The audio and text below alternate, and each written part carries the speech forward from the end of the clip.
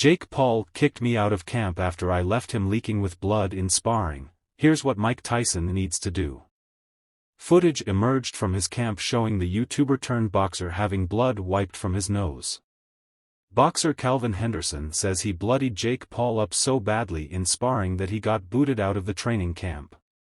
Henderson was among a group of sparring partners selected to help Paul prepare for his February 2023 bout against Tommy Fury. Footage emerged from his camp in Dubai showing the YouTuber-turned-boxer having blood wiped from his nose in the gym. Henderson revealed he was the man responsible, and it cost him his place in the training camp. He told Sunsport, "The last sparring session is when I really opened up because some of the things they were saying in camp. When we first started, they wanted me to give Jake a certain look. He was fighting Tommy, and from their understanding, they thought Tommy was trying to stay on the outside and box and kinda use more of an amateur style. And so they wanted me to kind of mimic that style. So, for a while I was, but then everybody in camp kept asking me, 'We need you to really push him, man. I need you to do this.'" Jake Paul vs. Mike Tyson predictions and betting tips. I'm like, how do you all want me to push him and you keep putting me on these leashes? And finally, one of his coaches, I ain't gonna say his name, the coach told me, "Hey man, I ain't gonna lie. You out here looking like a sucker." I'm like, what? So when he told me that, the next sparring session I have made in my mind right now, I'm not boxing him, I'm not sitting on the outside, I'm gonna straight dog him. I'm walking straight to him, I'm gonna let them go. That was the sparring session you saw that got posted where he was leaking with blood everywhere. That was the last time I sparred Mr. Paul. They sent me back home. They kicked me out of camp, they told me they didn't need my services anymore and they kicked me out of camp. So when I put it on him, it got kinda hot, and then still when I put him on, I was impressed that he kept coming out ready to compete every round. He didn't necessarily quit. You can see the style kinda changed.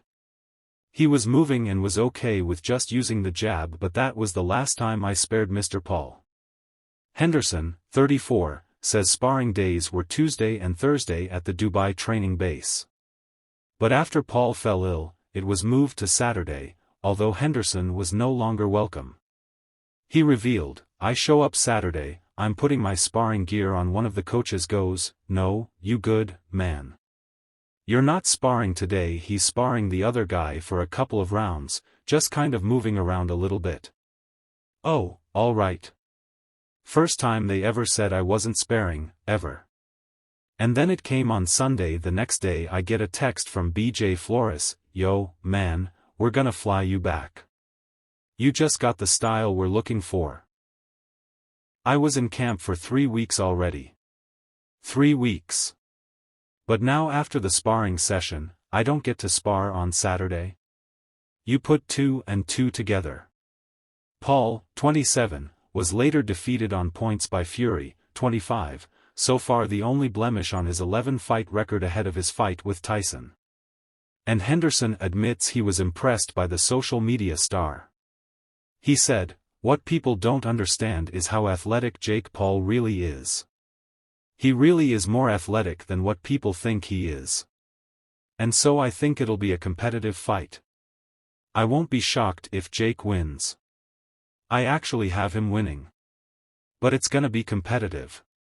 Paul has 4 wins since his defeat to Fury. Meanwhile, 58-year-old Tyson returns for his first professionally sanctioned bout in 20 years. But the fight is to be boxed over 8 2-minute rounds, opposed to the usual 3, with bigger 14-ounce gloves instead of 10 ounces. Henderson, having spent nearly a month sparring Paul last year, urged Iron Mike to slowly wear down the younger man. He advised, "If I'm Mike Tyson, I'm his coach in his corner, I tell Mike to play the long game. I will come out and provide pressure on Jake and kinda make Jake burn and kinda shoot his wild a little bit and then kinda clinch up and just kinda play the long game, and, as rounds go on, start picking it up, turn the heat up and then looking to catch him in the later rounds with a good shot." Henderson is 19-2-1 after beating Cleotis Pendarvis in October and returns on December 7 at light heavyweight.